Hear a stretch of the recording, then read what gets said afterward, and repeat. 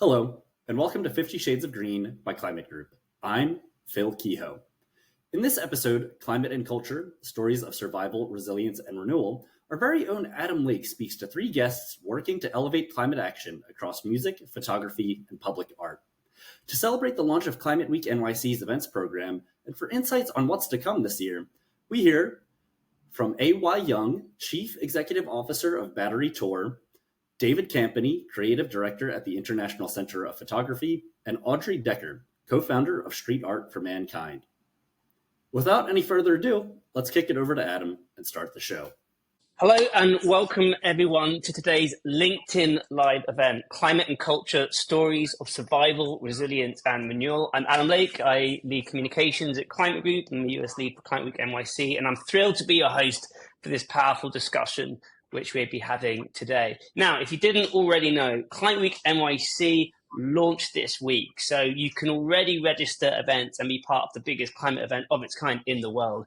One of the things that I really wanted to do just to launch us this week is talk about an area which is really important to us and is growing, which is the role that culture plays, not just in climate, but engaging with different and new audiences all around the world in different ways. And so I'm super excited to be speaking with three different people who are coming at culture from three different angles, but all united in one way.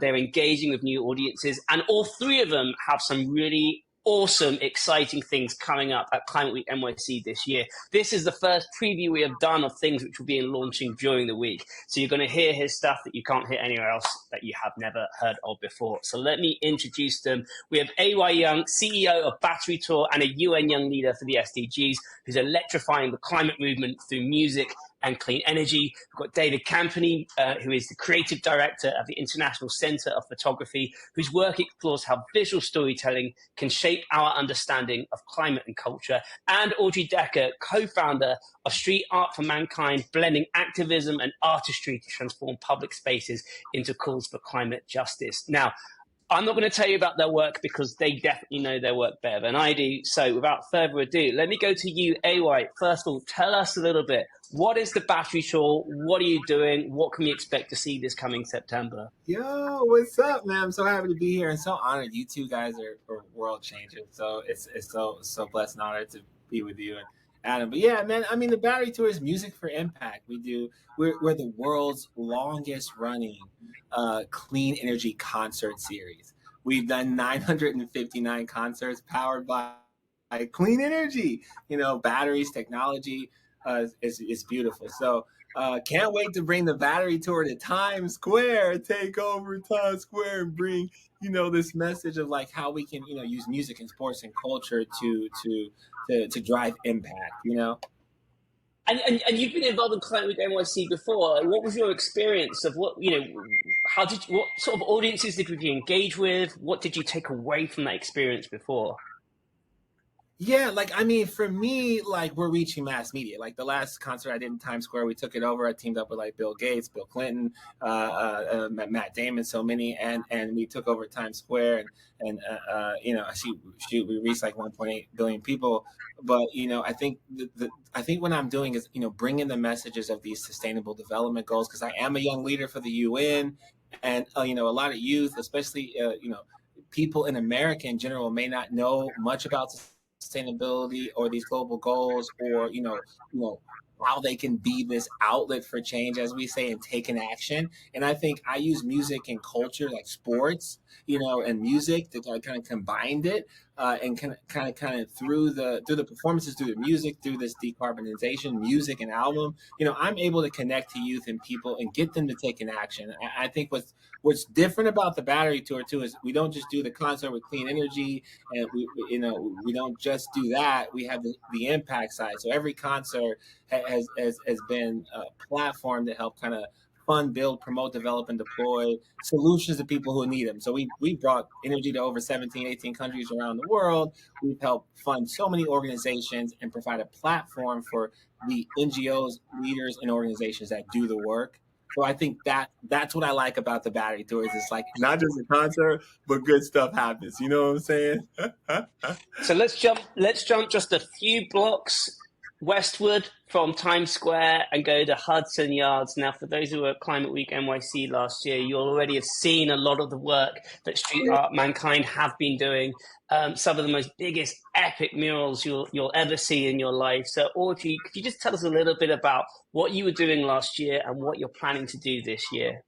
Sure. So last year and the year before, we started the Climate Action Outdoor Museum right during Climate Week. So it has huge. We did this huge murals to really raise awareness on ecosystem restoration, whether it's urban, city, fashion, and we do those murals. They are, as you said, very big. So they are really here to stop people, and they've been seen like by over 55 million people every year. So from this success, we decided to go one step further with you guys this year, and not only do we 1, 4, 5, but 10 murals to really talk about the different themes that Climate Group is going to talk about this year, whether this is about sustainable eating, sustainable living, green transportation, clean energy, environmental justice, and more. So we are super excited. There's going to be very diverse style, diverse works, but always with the same goal to stop people in their day-to-day and inspire them to take action. And so when you're creating these humongous pieces of work in iconic parts of New York City, and as you say, many millions of people are seeing them, how can you connect those audiences to action, to ways that they can get involved? How do you get that engagement piece out of these artistic works? Absolutely. So there are a few ways. First, as simply as stopping them, because we put really them in the center of the city. So there are millions of people who see them. So it's really stopping people in their day-to-day. And then we want to touch their heart, their mind, and then take them to action. So the action comes from different places. First, we always have a plaque, a big sign, which is by the mural where people can read. And then also they can download an app called Behind the Wall. And this app is an audio guide. So the way it works is that when people scan the mural, it prompts them information. They can hear people, whether it is people from the United Nations Environment Program, which has been our partner for many years, or other groups talk about this issue at stake, but also the artists talking about it, and also ways to take action. And like Ewa was saying earlier, the idea here is really same, is to be a platform for this local organization to engage, and for people to engage with them, to learn how they can really take those steps in their own community to trigger change. Because we really believe that by taking the climate conversation in the streets, we really bring the conversation to the street with the people who can make the difference. Because we are really totally, utterly convinced that this is with the people that can make our world a better place for our planet, for our community, for our people, for everyone. Fantastic. And we're going to go inside now. We're going to go down south a few streets to a slightly different part of Manhattan. David, thank you so much for giving me an in-person tour of the International Center of Photography the other week. You've got some really exciting stuff coming up, and it'll be the first time that we're working together at Climate Week NYC. Please, I'd love you to share a bit about what we've got coming in store this summer through to September. Sure. Thrilled to be with you all. We've got a major exhibition by the Canadian photographer Edward Bertinsky, who for over 40 years now has been photographing the human impact on the planet. Now, that might be oil and fossil fuels, it might be sea level rises, it might be changes in infrastructure or food production or recycling. And the period in which he's been doing this, really since the 80s, is the period in which consciousness about climate issues has really intensified. So his work has become more and more relevant. And he's made so many projects now on so many different aspects of the human impact on the planet that it's left me with the opportunity to draw on all different aspects, because not one of these issues is the sole kind of key to the matter. So you'll be looking at very, very large scale, high definition images, and they might come from quarries or vehicle tire disposal facilities or manufacturing plants in contemporary China. And there's something interesting happens when you start to look at all of the different impacts together. So it'll take over most of our grand, well, you've seen them, we have these grand sort of double height spaces. Audrey, I'm not going to compete with you, but there will be one photograph which will be 30 feet square. So probably the biggest indoor mural in New York, not outdoor. Why are they so big? It's not just to do with the spectacle. I think it's to do with, well, one, what happens when you're looking at a photograph from a distance and something seems, epic, like, an oil field. You come in closer, there's more human details. But also when you're looking at big work, it's a little bit like cinema. When you go to the movies and lots of people watch together, there's a collective consciousness, right? That's different from watching on your iPhone at home. And at the International Centre of Photography, we have audiences that range from, young school children who've never been to an exhibition before in their lives, right up to, climate experts and photo art experts. So we actually open it in this exhibition, which is called The Great Acceleration, in June. June 19th is the first public day. And we go all the way through summer, through Climate Week, and we end the show just after Climate Week. And we've got lots and lots of events, educational initiatives, symposia that are happening throughout this period. So it's very, very exciting for us. We're thrilled to be part of Climate Week, and we're hoping that the exhibition really becomes a kind of basis and a hub for things to happen, because it's a great forum as well as an exhibition space. Well, I'm really looking forward to seeing it, and delighted that the exhibition is running all the way through to Climate Week NYC, so it can engage an even larger audience who can sort of see physically the impact that climate is having on the planet. I want to throw a question to all three of you. Just before I do, I want to remind people who are watching this live that we do love to get your questions. I've been getting lots of people DMing me on LinkedIn or putting messages under our launch stuff this week saying, how can I get involved? Well, of course, the Climate Week NYC website is the easiest way to know how you can register an event, get involved, attend, and do all of that. But this is your chance to put questions directly to me and any of the panel about what we're discussing today. Over to my question, which I want to share with the three of you. Climate is a topic that's been discussed in a number of different ways over many years, and some would very fairly suggest it's become a bit more of a politically charged topic in recent years. You all take a cultural lens to the issues which affect the country, the people, our communities. I'd love to know how you feel the cultural areas that you work in have a role to play in engaging with people across different divides, whether it be age, race, politics, you name it. So, AY, let's go to you first. How can music cut across these different barriers? Yeah, well, I mean, shoot, guys, right? Music's a universal language, for one. And ultimately, what I've learned about music and also the sports component, I think that's a huge piece of culture. And that to me, the last 10 years is something I was lacking. And so I am so blessed to have, like, the Green Sports Alliance partnership. I think that's a pivotal piece. It can really break down those barriers and those silos and kind of build bridges, right, to connect every facet of humanity. And so I see that at the Battery Tour. Like, we also always do like a conference component. So, I see everything from the B2B side on the panels and those things that you see at the Nest climate campuses. And you'll see it all across Climate Week, guys. You'll see these panels and great discussions and getting the suit and ties in the room, you know what I'm saying? But, what I also love about the Battery Tour and about music and sports is you'll see the youth, you'll see, everyone, right? And I don't think that's political. I also, I'm a fan of the Sustainable Development Goals. I personally think everyone should have food. Everyone should have water. I don't think that is, whether you vote left or right, I don't think that kind of matters, right? So yeah, that's the stance I take, and that's the show and the environment and just the organization we have here. We're bringing everyone to the table. But I'll add this and I'll bounce it off to you guys. Also, outside this echo chamber, you asked me about Climate Week. I've been here 5 or 6 years. I've been doing this. A lot of people may be new and you're hearing about it for the first time. But the sustainability can feel like an echo chamber in a way sometimes. And mass media, I think, needs to be aware of it. And that's another thing that music and culture can cross through, right?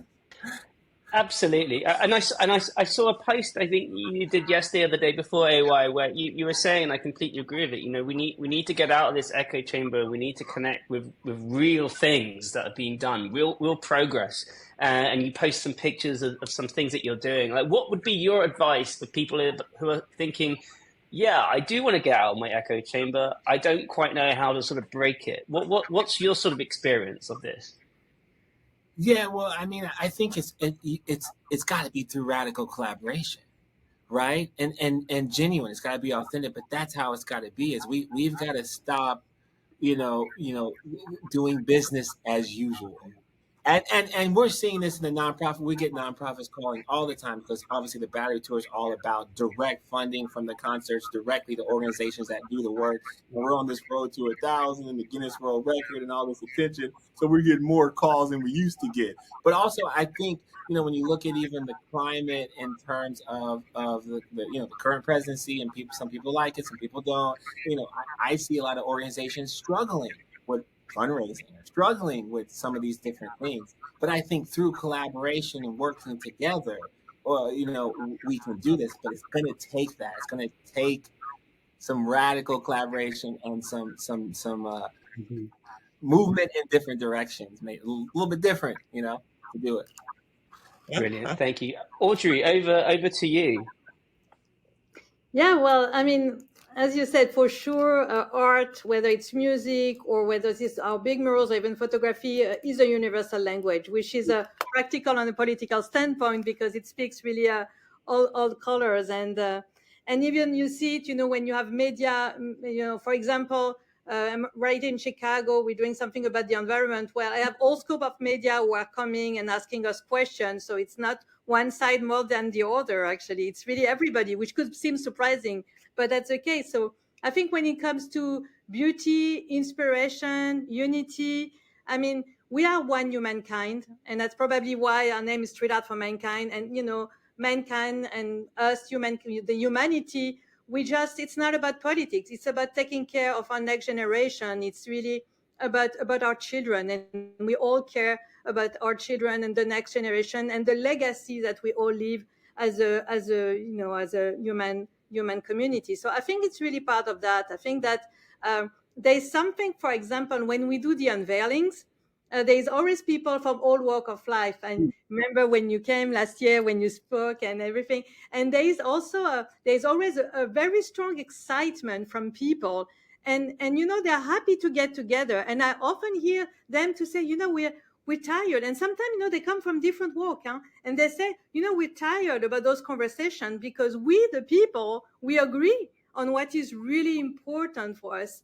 And that's why there is such energy around this huge work, this collective conversation that we are having there. And also because I think murals, but that's true also for music.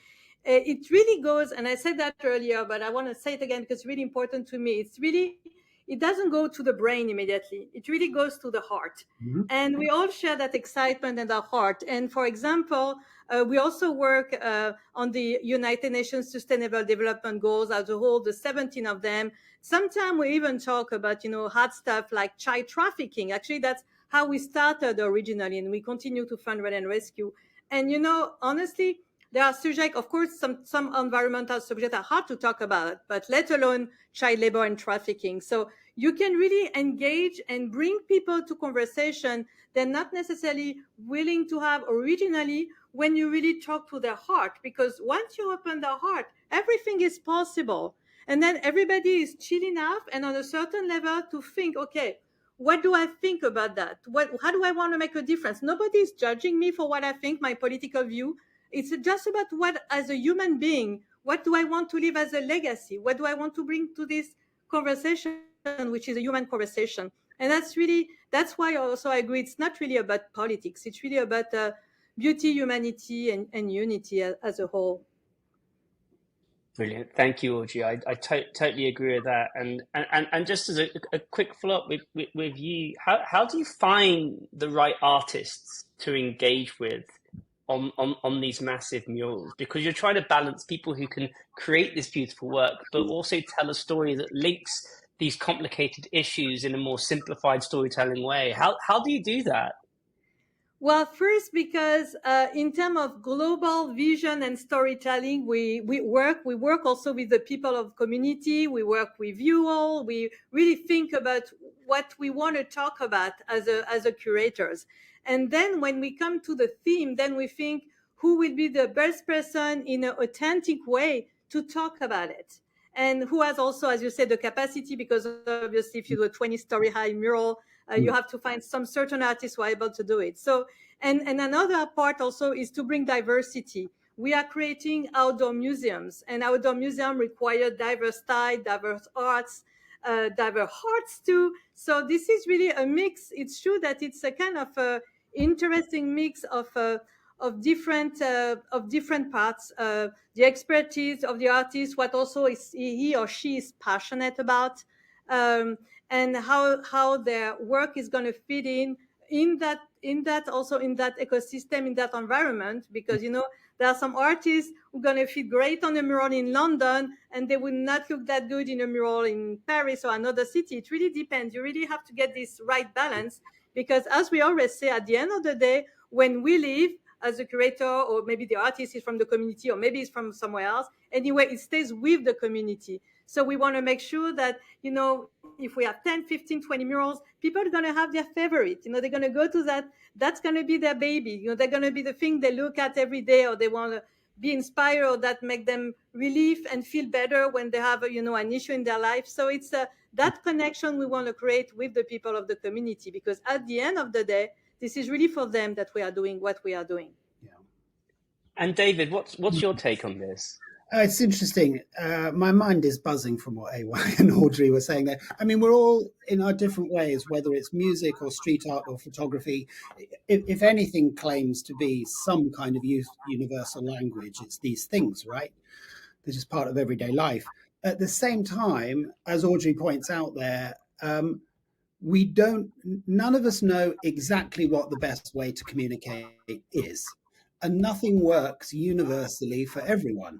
So that means, for all the urgency, it's a creative enterprise, right? And it's a speculative enterprise. And we have to be prepared to be surprised about what works and what doesn't work and what's effective and what isn't. But I think we're all also in the game of, on the one hand, trying to think about public consciousness and altering understanding on a kind of very wide, open, inclusive level.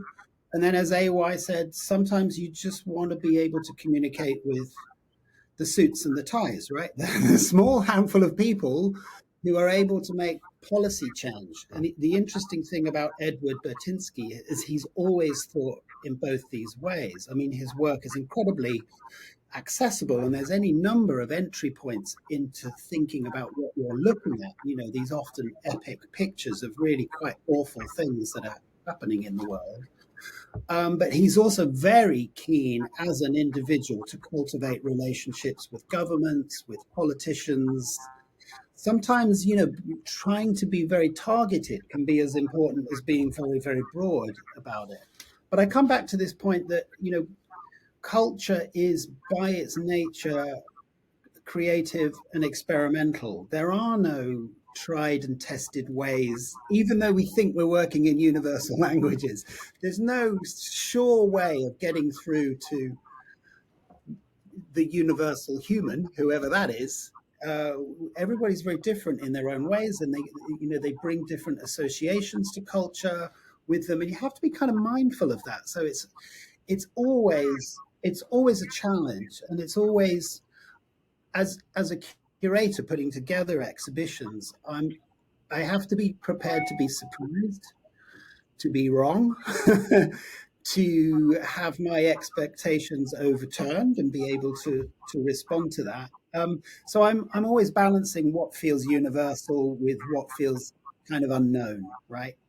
I mean, I put it in those words because I think it's what everybody feels when they're working around contemporary issues within culture, because sometimes we just feel the burden of thinking to ourselves, well, we should just do it. We should just communicate our message, and that's it. But it never quite works like that. And what catches people is unpredictable, very. And I think you mentioned before, and I find it really interesting, something that's very specific and unique about photography is it's sometimes seen as art and it's sometimes seen as journalism, which I imagine puts you in a really interesting place as we come to this point where we're exploring climate. It'd be great if you could maybe reflect on that a little bit. Yeah, it's interesting. The most recent picture in the show at ICP will actually be one of the most spectacular. It's an incredible sort of panoramic image taken from a drone of a sort of pinkish rock escarpment. And you look very closely, and there are a lot of small people. What are we looking at? It's a cobalt mine in the Democratic Republic of Congo. When you look at it, first of all, it looks like just this epic, almost abstract, beautiful thing. But what you're looking at is where the cobalt for your smartphone is mined, right? By artisanal miners. The supply chain, as it's called, getting that cobalt from there into your phone is so complicated now, so convoluted, that we can't guarantee that there's not child labor involved and other forms of exploitation. So yeah, you go from looking at this kind of epic, seemingly beautiful picture into, one of the most kind of pressing issues of our time. And as you do that, you're moving from art into documentary. That literally happens as you approach the photograph. You look at the kind of great formal spectacle of it, and the closer you get, the more you connect with the human realities of what's going on. So yeah, that whole balance between documentary and art, I think it's always there in photography. The reason I like Botinsky's work is that he handles that in a really interesting way, I think. And he knows, a bit like Audrey said, what you need to do is sort of grab the heart in the first instance, and then from there maybe something else will appear. I think you touched on a really interesting point there, which is often people refer to the cultural elements, culture in general, as almost like a form of entertainment. And of course it is, but it's so much more than that. And what I like about this discussion and speaking with the three of you is actually there's a deeper meaning to all of the different things that you're doing. I'd like to also touch on the practicalities of this. I think sometimes people see Client Week NYC as this thing that's sort of growing. There's so many things going on. But every individual activation, individual piece of work takes a huge amount of effort and sacrifice. And of course, there's a cost attached. And I want to sort of touch on the specific. I think this will be useful for people as well watching this who are looking to create their own things or engage in their own things. The logistics of creating work for other people to enjoy. I know you're three very separate organizations on three very separate journeys. AY, coming to you first, coming up to 1,000 concerts, that must be a logistical nightmare. What's your approach, whether it comes to corporate sponsorship or grants? How does it even work? How do you bring these things together? Yeah, exactly. Well, you're always trying to understand how can you best serve, to be honest, right? And what kind of shared understanding can you get, and what kind of value can your platforms that you've built, can you leverage to bring value to someone else, right? So in thinking of that with the conference concert impact model, you have to understand the Battery Tour isn't just a clean energy concert, isn't just a way to connect the technologies and the organizations that are doing the work, or even the for-profit organizations and the sponsors that want a message out, or the artist that wants their message out. It's not just that within a concert. There's this kind of conference component that's convening the B2B side of the world, which is necessary, right? The government side of the world, local government, right? City officials, the capital, the VCs, right? So you got that, and then you have the impact. Because I'm all about something happening. I grew up, in Kansas City, watching my dad change the city block by block. I've never been a fan of like donating money and being like, where'd it go? So I want to see someone get that, microgrid installed or something happen on the ground. So, for me, this has been 12 years from concert 1 to 959 of perfecting this model of a concert that's a platform for the people, right? but can engage mass media and get out of that echo bubble that we were talking about. And then, of course, you got something that brings the business together. It can overlap, right? Some of these businesses want to be on stage for 2 minutes and talk, or they want their, what they're doing in sustainability, right, to be seen. So we got the, and then there's impact. So for me, again, so if you're listening, if you're new to this, and I was new to this, 10 years ago as a street performer before I got into major venues and scale, I just always think about serving, whether it's a for-profit company or a non-profit company. At the end of the day, when you look at what the Gates of the world have done, or what Apple CEO did, or how can you best serve others, right? And then I think within that idea or thought process, you build that business or that thing, and hey, if you're scratching an itch, people are gonna ask you to scratch it. I don't know if that helps. I'm trying to do it in like a 30-second response. This is tough, guys. I like here. Adam, also, you rock, man. We should clap for Adam because he's really killing it. Thanks, AY. No, I think I mean, the logistics of what all of you do is just so fascinating. I mean, Audrey, I'm going to come to you next, because just walking past some of these things, 24 stories, you're working on something right now. Just how can you just make that happen? I'd love to hear a bit more. Well, as you all say, it takes a village. So basically, I mean, those huge murals, they start with a passion, with a vision, and then, for example, if I take the Climate Action Outdoor Museum, it started with a series of ecosystem restoration we're doing with the United Nations Environment Program around the world, and that's really what sparkled this idea to do more here. And thanks to your work, Adam, and Climate Week, that is such a web for excitement around nature and planet, then we said, yes, this is really the place, and this is our city, New York, so this is the place where we want to do more and more. And then after, yes, obviously it's a lot of logistics. You have to get the wall, you have to get the wall permission. You have these bold people who donate their wall, and they're happy to do so. And now that we do a lot all around the world, we are very lucky, because sometimes the developer in that city are the same than in the other city, and we did that mural in that place. So that helps a lot. And then, we had, for example, the Javits Center, who's been amazing since day one, has been super supportive of our work. I mean, there is a lot of visionary people out there. And when you come to them and you share your passion with them, they help you out.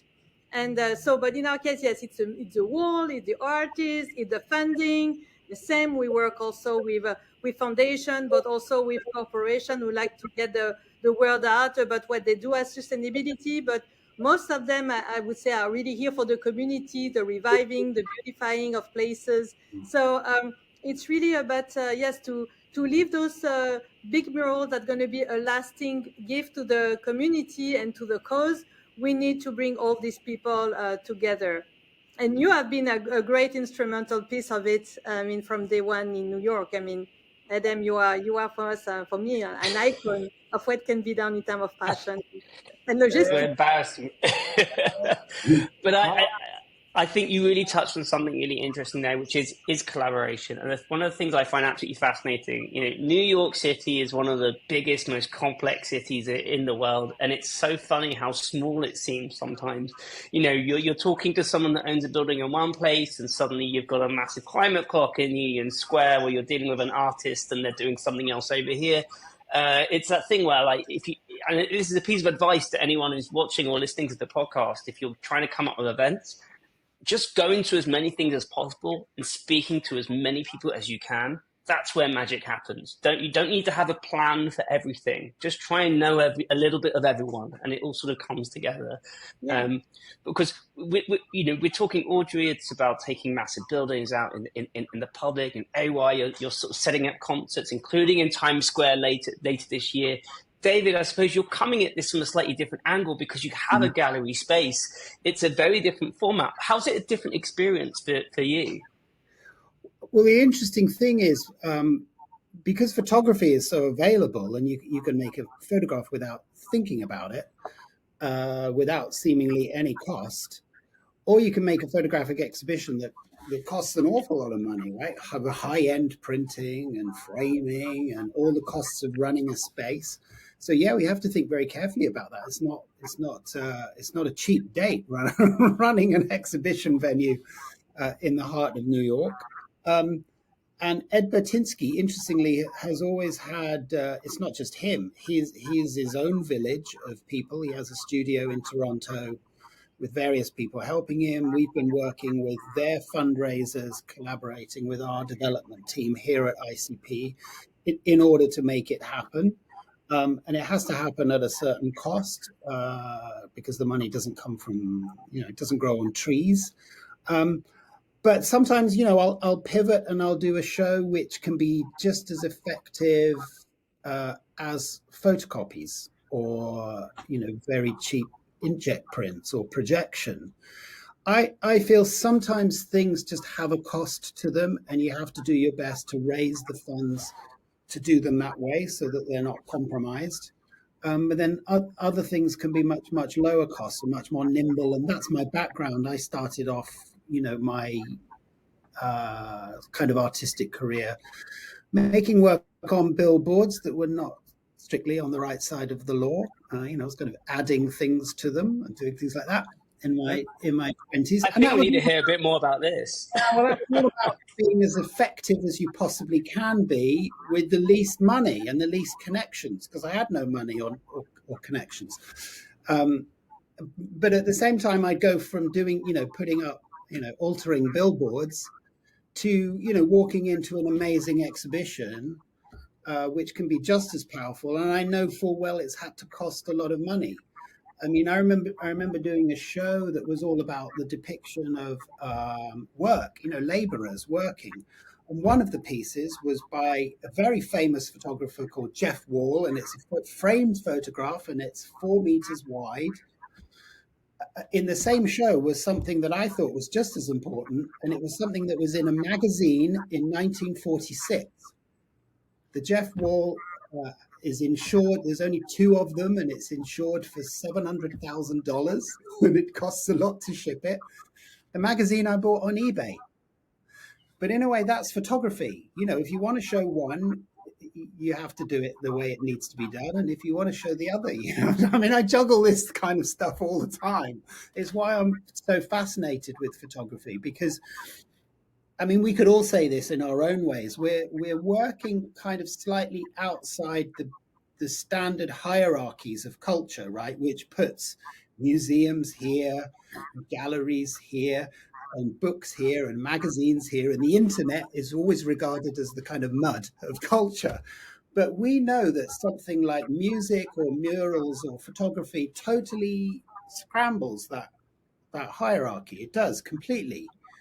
And I know that something can be amazing on the page of a magazine or a record cover, as well as in a museum, and I take them all seriously.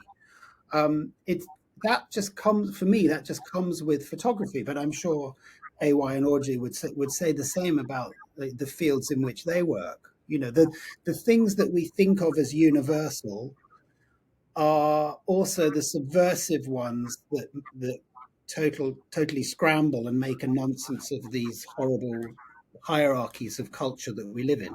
Yeah?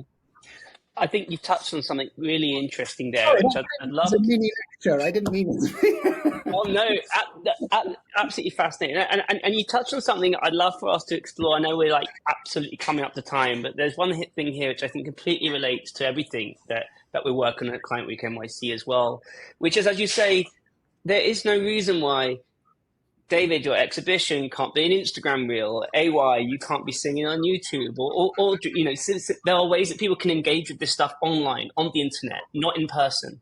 Yeah. Same with Client Week NYC. When it was COVID, we did a lot of things on Zoom calls, and people often say, why do you need to be in New York? Why do you need to do that? And I think from our side on Client Week NYC, it's because, yes, in an ideal world, it'd be great. We could do things for no carbon. We can do it all online. Human beings don't work like that. If you want to have an impact with people, if you want to share ideas and experiences, you've got to do it in person. So I guess my final question for the 3 of you is, what is the difference between engaging your art forms in person with people, then the sort of online alternative, and maybe just as a takeaway as we're closing out on here, what are your hopes to achieve in terms of that personal engagement that you want to get out of Client Week NYC? So I'm going to go in reverse order this time around. So I'm going to go David, then Audrey, and then I'm going to close out on AY. Yeah. I mean, I feel because I work for an exhibition space, I've got to make it worthwhile people coming. And that means an experience that they couldn't get anywhere else. That's not to say that it's great when an exhibition travels through the pictures people make of it on social media. Sometimes even you can, when people post images or videos from shows at the International Centre for Photography, I think people can see them, but they know that they're not getting it. They still need to go visit, right? So I'm always trying to make an experience that you need to be in that space. You need to see those images at that scale, in that way, arranged in that way.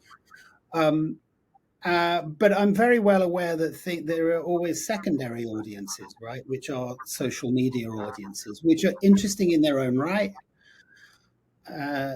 But they also, in a way, I don't like the phrase, but they can drive traffic to come actually and have the primary experience, which is in the gallery. And I'm sure Audrey could speak to this. You know, the difference between seeing a mural in person and a mural as a 1080 by 1080, Instagram thing. Well, you can tell it's a big thing in the street, but it's not the same, is it, Audrey? Yeah. I mean, David, you said something earlier that I love. You talked about collective consciousness, and I really like that word because I think it's very powerful. And that's exactly what you have when you have, people surprised, because in the streets, you don't expect to see that big mural. So people, they are stunned, they are surprised, they are in awe, they look, and then there is a lot of them. And there is this excitement of curiosity, that inspiration, that big dream that come to their head. And you see them, they do that big smile. I had a guy once, even this morning in front of the 26th story we're doing, this was like a full like excitement of everyone. But one day I was in my car driving and I got stopped, and I did not realize I was in front of one of our murals. And there was this gentleman who had stopped all the traffic, stopped his car in the middle, and he was smiling at us and looking at this African-American huge astronaut that we had done in Russia, New York. And he was like, excited and happy and to see her. And this is his pride, and him looking at everybody and saying, yes, this is her, this is me, and we are here, I'm visible, I exist. And you are always more visible when you are in the real life, not in the virtual, not in the virtual one. So to make people visible on the wall and to make people feel proud and visible in the street, there's something you can't compare you cannot compare to something virtual. And that's part of dreaming bigger for our humanity. So yes, we want to inspire people to dream bigger. I like that, Audrey. Could you ask that again, Adam? I know you said why come live, but what were the other kind of two questions? Because that was kind of dope. So I want to make sure I hit all three. Yeah, it was more coming from the fact that we could all do this stuff online, but there's a difference. And I think we find with Client Week NYC that there's just something you can do more, engage more when you're with actual people. And of course, you're doing this on a stage in Times Square. You could be doing it on YouTube, but you're doing it in person. I know you were at the Nest last year. You've done lots of it. You're doing 1,000 in-person events. I think this question is really most relevant for you. Why are you not doing 1,000 YouTube videos? Like, why do you need to have that extra piece of work on your to-do list? So to answer that, at least from my perspective, I gotta say, like, history and legacy, right? Like, at the end of the day, you're right. We're on a Guinness World Record journey to be the first. I'll be the first artist. Battery Tour is the first platform ever to do 1,000 concerts with clean energy. And this is a time when people are on their first one. And it's a beautiful thing to see Coldplay and Massive Attack and like Billie Eilish, some of these great artists, that I'm a huge fan of and supporter of, kind of join this movement. I've been pushing since 2012 when there wasn't a Tesla car driving around, you know what I'm saying? At least not in Kansas City, my hometown. So, history and legacy. And so when I have a conversation, and live streaming is great. We live stream the event. I'm also currently even looking for like a YouTube or Google or something to amplify bigger. So I think live streaming is great to get people aware of the organization, the companies that are doing the work, and the technology that's here that we can take advantage of, whether it's film, music, or sports or whatever. So that is a key element, but there is nothing like being a part of history or legacy, right? And I think to me that's what the the live show really offers, is experiencing that. I mean, do you know what a clean energy concert sounds like, Adam? Are the people that are in the chat box, do you know what it looks like? A lot of people don't, so it's something really special and really cool. And I think you need to experience that. And then I'll pivot and just say Climate Week is something super special. I know, Adam, you were talking about people that are new to this, maybe on here trying to figure out, should they host something? Should they do something? I'm always a fan of being a student first. So I'll just say, hey, if this is your first time, maybe it's not plan event, maybe it's support one. Maybe it's that serving idea of like, let me go see this, let me support, let me go to what David's doing, let me see what Audrey's doing, let me stop by here and get an understanding of what Climate Week is like. I just have to say something, because I see this with the climate movement and all this stuff all the time. Everybody wants to create their own kind of bubble. You know what I'm saying? I'm really striving, and I think the key is all these bubbles kind of coming together to make an ocean. And I know this might sound weird. It's like, what is this dude AY saying? But I don't think everyone needs to be doing their own thing. I used to play basketball, and it takes 5 people on the court to play as a team to make it happen. And sometimes you can play a role. And I don't think anything's wrong with not being the big influencer or the leader or my own company or NGO. I see so many roles out there that are needed as we can come together and collaborate. So that's what I'll say is it's a beautiful time, lots of things to do, lots of people doing great things. And I just see a lot of outlets that all can plug into each other, and we can collaborate and power change. I absolutely think that's a great point to end on. And we had 900 events last year. We're talking to 3 amazing people representing just 3 separate activations at Climate Week NYC. And I think you can see from this conversation that each of them has its own story and scale and possibilities for doing so much, engaging with so many people. And to your point, AY, in terms of how do you make sure it's not all separate and it sort of comes together, I think it does have to be organic, because for every different individual person out of those 900 events, there are different things that mean something to them. And there's got to be a bit of self-discovery that you go along to find out what things you can't do everything. I mean, being right at the heart of Climate Week NYC, there's no way I can understand everything to do. You've got to create your own sort of story.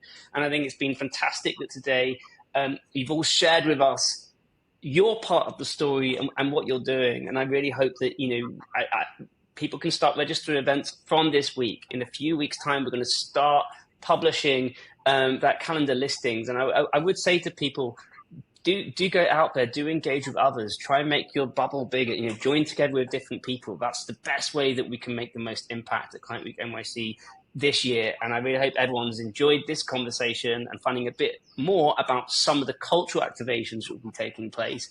Thank you, AY Young, David Campany, Audrey Decker. You've been fantastic. This has been the first LinkedIn Live stroke podcast we're doing as part of Climate Week NYC 2025. And yeah, absolutely. Thanks, everybody. It's been great speaking with you, and I look forward to seeing you this coming September 21st to the 28th in New York City. We will see you there. Great. Thanks, everyone. Bye. Thank you. Thanks again for tuning in, and a special shout out to our guests, AY Young, David Campany, and Audrey Decker.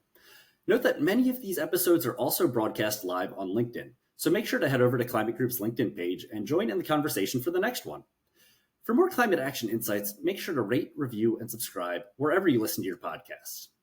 Stay well, and we'll see you next time.